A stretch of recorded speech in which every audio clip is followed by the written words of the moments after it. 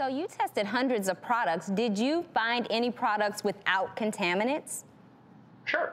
And I think that's something that's important for parents to keep in mind is, the Clean Label Project website, one of the great things about it is it doesn't just tell you which products are bad, it tells you which ones are good. So Dr. J, I was just wondering in your practice, what do you advise parents when they come in and they say, we're worried about toxins? What are some proactive things that we can do? There are some definite things that parents can do. The American Academy of Pediatrics has some recommendations.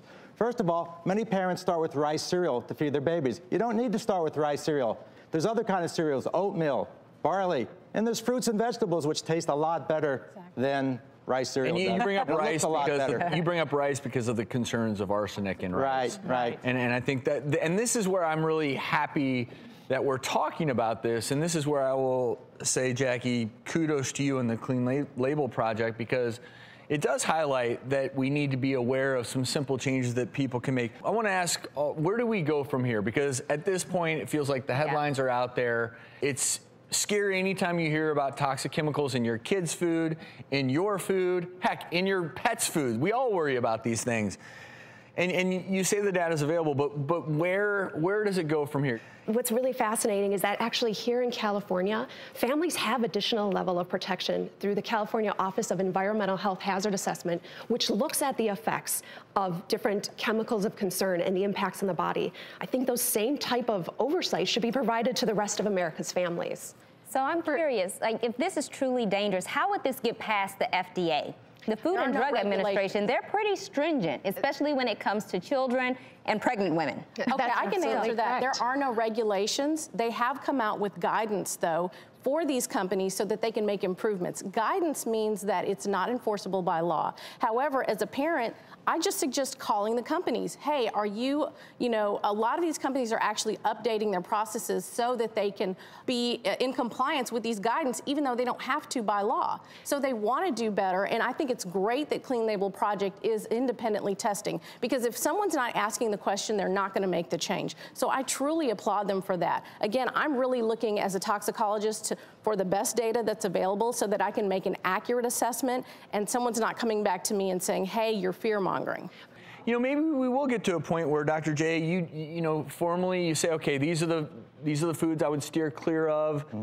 But I do want to highlight that it's not as though as a parent, the foods that you're feeding your children are creating these catastrophic situations, but I do think it's important to be aware, and the FDA, who responded with this statement from Dr. Susan Main, Director of FDA Center for Food Safety and Applied Nutrition.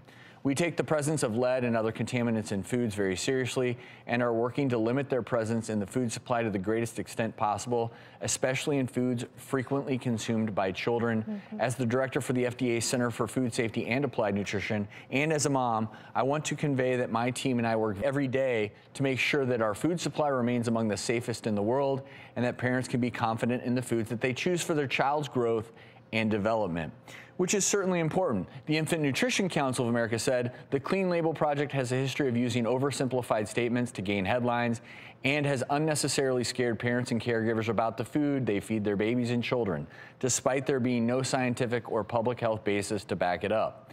Safety remains the top priority of infant formula manufacturers, and infant formula remains the most highly regulated food with stringent national and international protocols in place.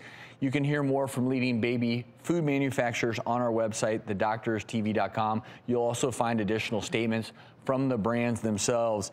And to close this out, Jackie, what I would say to you is conversations are important.